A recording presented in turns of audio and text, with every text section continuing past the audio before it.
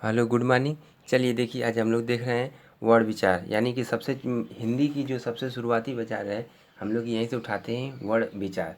वर्ण की परिभाषा सबसे पहले देखते हैं, वर्ण की परिभाषा क्या है। वर्ण उसे कहते हैं, देखिए, भाषा भाषा की वह सबसे छोटी इकाई, जिस लैंग्वेज को हम लोग यूज कर रहे हैं उसका सबसे जो छोटा इकाई होता है। कोई भी भाषा हो, चाहे संस्कृत भाषा हो, चाहे हिंदी भाषा हो, अरबी भाषा हो, फारसी भाषा हो, कोई भी भाषा हो, उसका जो सबसे छोटी इकाई होता है उसे वर्ण कहते हैं। और सबसे छोटी जो इकाई होती है उसको और छोटा नहीं किया जा सकता है, उसे वर्ण कहते हैं। यानी कि उसका कोई भी टुकड़ा ना हो, उसे क्या कहेंगे? वर्ण कहेंगे। जैसे हम बात एग्जाम्पल ले रहे हैं, देखिए, किसान। किसान जो है आपका, यह एक तरीके से कहेंगे कि एक नाम है। नाम जो है वर्णों से शब्द है, तो शब्द जो होता है बनता है किससे? अक्षर से। अक्षर यानी कि वर्ण से बनता है। तो हम बोल रहे हैं कि वर्ण जो है सबसे छोटी होती है, जिससे मिल मिल कर क्या होता है? वर्ण से अक्षर तैयार होता है, अक्षर से क्या तैयार होता है? शब्द तैयार होता है। देखिए यहाँ पर हम देख रहे हैं कि क जो है, देखिए, एक प्रकार का वर्ण है। तो जो क को और छोटा नहीं किया जा सकता। देखिए, क के साथ इसके बाद मात्रा लगा हुआ है, जिसको बोलते हैं ई।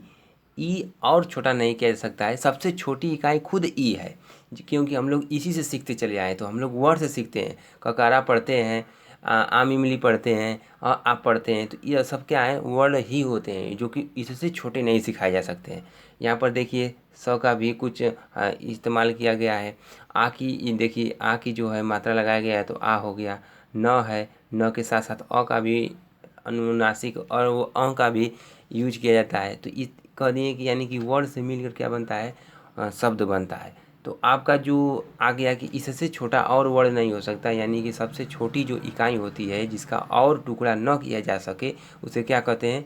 वर्ण कहते हैं। इसी तरीके से इसको दे देंगे कि फ, देखिए, अ साथ में बोल रहे हैं, फ स ल, यानी कि आपका जो हो गया फसल। यह फसल का लिखा गया है और यह सब के सब वर्ण है, और यही वर्ण मिलकर बनाते हैं एक शब्द बनाते हैं, जो कि हम इसका इस्तेमाल करते हैं। वर्ण को, एक वर्ण को बोलेंगे तो कोई भी शब्द का कोई भी अर्थ समझ में नहीं आएगा। इसीलिए हम कई वर्णों को मिलाकर हम एक शब्द बनवाते हैं, जो कि अर्थ एक निकलता है।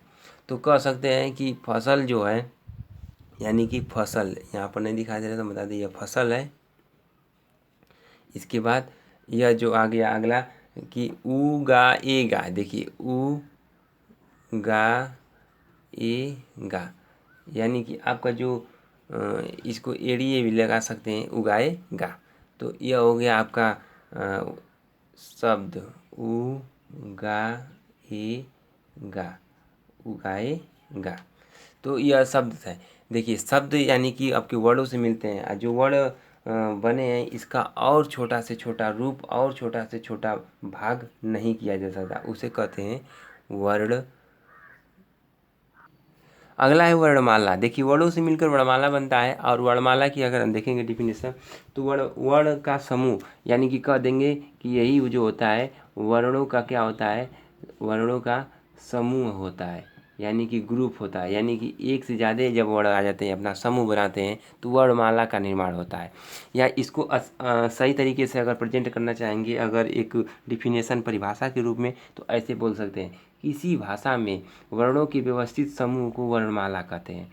यह अच्छा है आपका एक परिभाषा, जो कि इसको भी लर्न कर सकते हैं कि जो वर्ण होते हैं किसी भाषा के व्यवस्थित समूह को क्या कहते हैं? वर्णमाला कहते हैं। व्यवस्थित का मतलब होता है सही तरीके से क्या करना, उसको सिस्टमेटिक तरीके से उसको अरेस्ट करना। देखिए, इसमें क्या होता है कि व्यवस्थित करने का मतलब इसको सही तरीके से स्थिति में या अवस्थिति में बैठाना। अगला देखते हैं कि जो वर्णमाला होते हैं, वर्णमाला के समूह जो वर्ण होते हैं, तो वर्णों के कई प्रकार के भेद होते हैं। पहले वर्ण को भेद पढ़ेंगे, या वर्णमाला के बाद हम लोग नए शब्दों को देखेंगे। चलिए देखिए, वर्णों के समूह के बाद हम लोग देखते हैं वर्णों के भेद। वर्णों के भेद हम देखें, देखिए, वर्णों को समझने के लिए हम लोग उसको दो भागों में बांट देते हैं। कुछ ऐसे वर्ण जो होते हैं जो स्वर होते हैं, कुछ ऐसे होते हैं जो व्यंजन होते हैं। तो वर्ण जो होते हैं दो प्रकार के होते हैं, एक स्वर और एक व्यंजन। और एक एक करके हम लोग समझेंगे कि वह स्वर क्या होते हैं, जिसको अलग अलग कैटेगरी में रखा गया है। व्यंजन क्या है, व्यंजन कौन कौन से हैं और कितने हैं, इसको चलते हैं। सबसे पहले हम लोग शुरू करते हैं स्वर से। तो स्वर क्या है, स्वर का डिफिनेशन क्या होगा, स्वर की परिभाषा देखिए। स्वर स्वर जो होता है, स्वर उसे कहते हैं जो वर्ड यानी कि जो इसमें वर्ड आते हैं उनके उच्चारण जो भी करें वह किसी अन्य वर्ड की सहायता न लें, यानी कि किसी भी वर्डों से उनका आवाज़ नहीं आनी चाहिए उच्चारण के समय, उसे बोलते हैं स्वर। और दूसरी बात ध्यान रखेंगे तो उनकी उच्चारण करते समय वह फ्रेश बाहर निकले, यानी कि वह रुके नहीं, बिना रुकावट के धड़ाम से बाहर निकले, तो वह होता है स्वर। जैसे अ, आ, ई, बड़ी ई, छोटाऊ ऊ, इसके बाद ये बड़ाऊ ऊ, यह सब जो होते हैं एक प्रकार का स्वर हैं जो कि बिना उच्चारण रुके यह सब बाहर मुंह से निकलते हैं, यानी कि मुख से जब उच्चारण करें तो यह बिना रुकावट के बाहर निकले, यानी कि किसी भी उच्चारण करते समय इन्हें वर्ण की आवश्यकता अन्य नहीं होती है। चलिए देखिए स्वर के स्वर जो होते हैं अ, आ, ई, बड़ी ई, छोटाऊ बड़ाऊ, यानी कि 11 होते हैं। देखिए अगर हम बात कर रहे हैं कि इसमें भी हम स्वर के उच्चारण के आधार पर तीन भागों में बांट दिए हैं। उच्चारण के आधार पर 3 भागों में हम लोग स्वर को बांट दिए हैं। अब देखिए पहला जो आता है हर्ष स्वर जो होता है, यह जो होता है उच्चारण जब भी हम करते हैं वर्णों का तो इनमें बहुत कम समय लगता है, यानी कि कह देंगे कि हर्ष स्वर वह होते हैं जिनके वर्णों के उच्चारण में बहुत कम समय लगता है, उन्हें हर्ष स्वर कहते हैं। और इनकी संख्या जो होती है वो कितनी होती है, तो इनकी संख्या जो होती है 4 होती है। कौन कौन से, अ, छोटी ई और छोटाऊ ऊ और इसके बाद री, यह सब जो आते हैं यह सब जो है हर्ष स्वर है, यानी कि सबसे छोटा स्वर। क्यों होता है, क्योंकि उच्चारण करने में बहुत कम समय लेता है।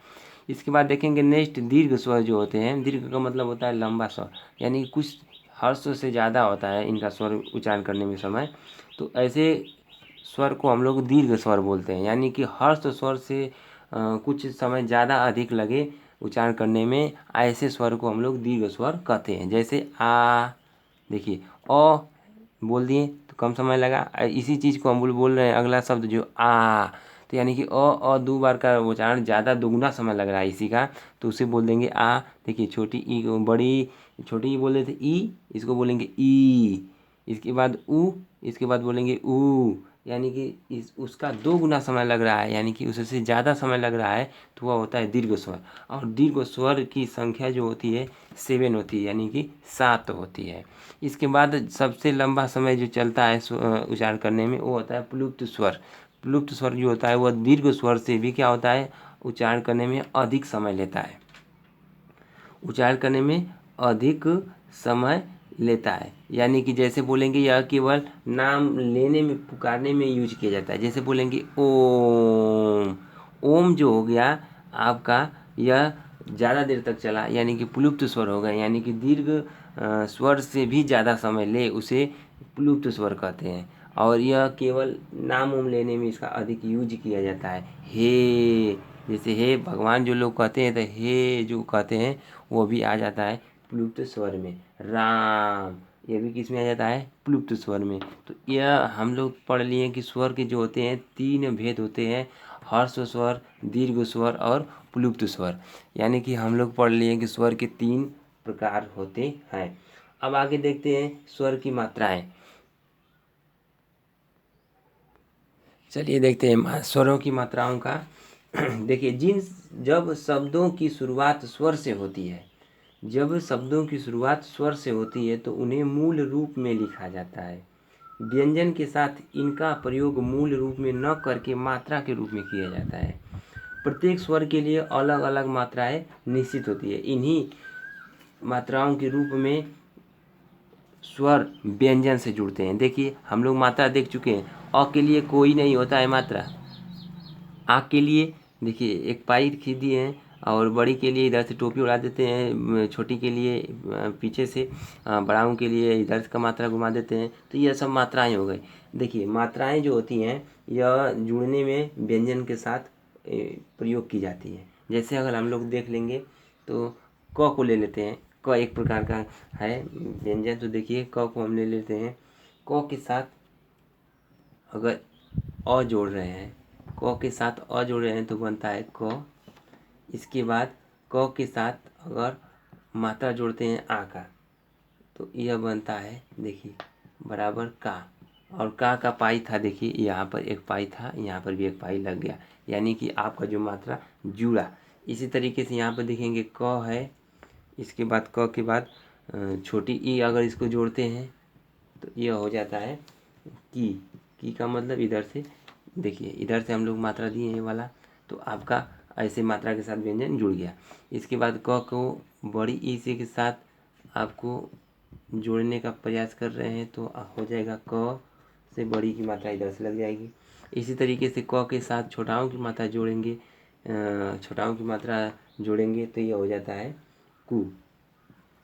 क को अगर बड़ाओं की मात्रा से जोड़ेंगे तो ये हो जाता है कु। इसके बाद क को अगर री से जोड़ेंगे तो ये हो जाता है क्री। इसके बाद अगर क को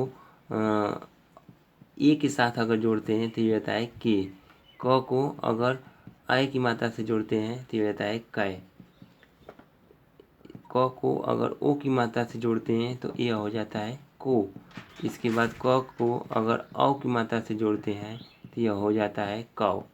देखिए सारी की सारी मात्राएं इसके साथ जुड़ चुकी हैं, तो हम लोग कह सकते हैं कि स्वर और व्यंजन एक साथ जुड़ते हैं तो उसके साथ मात्राएं आ जाती हैं। तो मात्रा देखिए हम लोग जान गए कि मात्रा अगर इसका यूज करना चाहेंगे तो यूज भी कर सकते हैं। जैसे क को हम लोग पढ़ते हैं क अल क ल क अब कब, इस तरह से पढ़ते हैं। अगर इस आ की मात्रा लगा कर पढ़ेंगे तो इसी को पढ़ लेंगे काल काम। देखिए आ का उच्चारण आ रहा है, इस तरीके से पढ़ देंगे किधर किधर जिधर। देखिए इसमें भी क्या हो रहा है, ई की मात्रा आ रहा है जी। देखिए जब पे आ रहा है ई की मात्रा तो हो गया जिधर। इसमें पढ़ेंगे की अल कील नी अर नीर। देखिए इसमें भी आ जा रहा है, छोटी की मात्रा है तो हम लोग छोटी की मात्रा लगा देंगे, बड़ी की रहेगी तो बड़ी के लगा कर देख लेंगे। तो यह सब आ जा रहा है आपकी मात्रा और व्यंजन के स्वर के साथ मात्राएं जुड़ती है। तो आई होप कि आप समझ गए होंगे।